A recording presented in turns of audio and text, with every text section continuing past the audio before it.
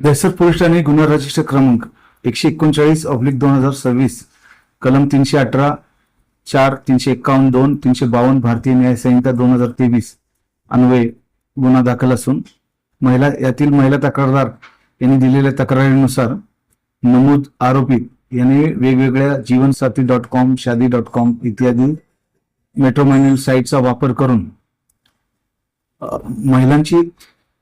अनेक विविध महिलांची दिशाभूल केलेली आहे. बेसिकली ही जी महिला कंप्लेंट आहेत त्या जीवनसाथी.com वरून यांना संपर्कात आल्या. त्या आल्यानंतर त्यांनी समोरून जो आरोपी आहे विराज भोसले हा पुण्याचा आहे, यांनी त्याचा विश्वास संपादन केला.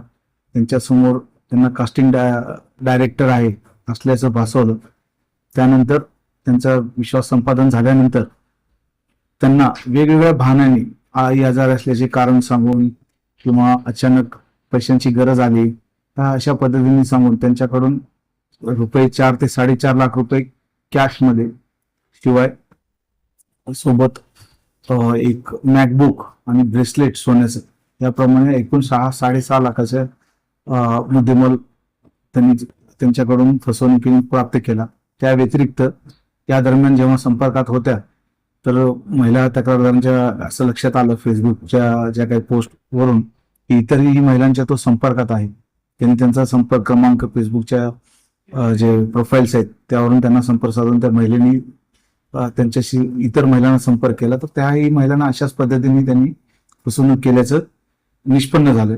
त्यावरून त्या महिलेनी दहशत पोलीस स्टेशनमध्ये तक्रार दिली होती. त्यानंतर तिचा तांत्रिक साधनाद्वारे त्याचा हे करून त्या नमूद गुन्ह्यात विराज भोसले याला अटक करण्यात आलेली आहे. मेसेज हाच राहील की वेगवेगळ्या सायबर माध्यमातून सायबर तंत्रज्ञानाचा वापर करून लोकांना आर्थिक फसवणुकीचे हे प्रकार वाढीस लागलेले आहेत.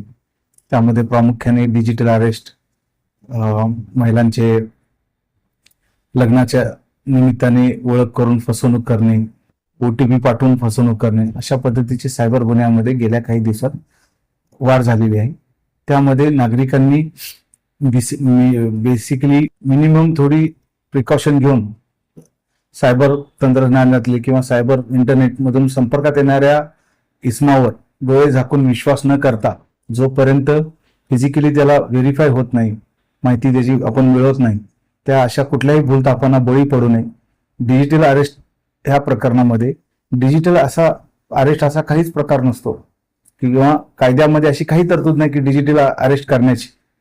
तरी देखील लोक त्या भूलथापांना बळी पडतात आणि लाखो करोडो विशेषतः सिनियर सिटीजन हे बळी पडले गेलेले आहेत.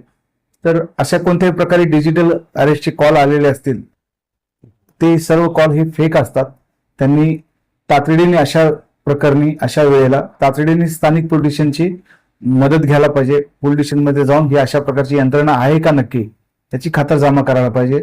शिवाय त्यांच्या विरुद्ध 1930 जे केंद्र सरकारने जे पोर्टल तयार केलेलं आहे 1930 त्यावरही देखील नागरिक स्वतंत्रपणे तातडीने दाखल करू शकतात. त्यांना डायरेक्ट ऑनलाईन तुम्ही त्यांना प्रतिसाद द्यायचा नाहीये, तुमच्या नजीकच्या पोलीस स्टेशनला तुम्ही संपर्क साधायचा आहे.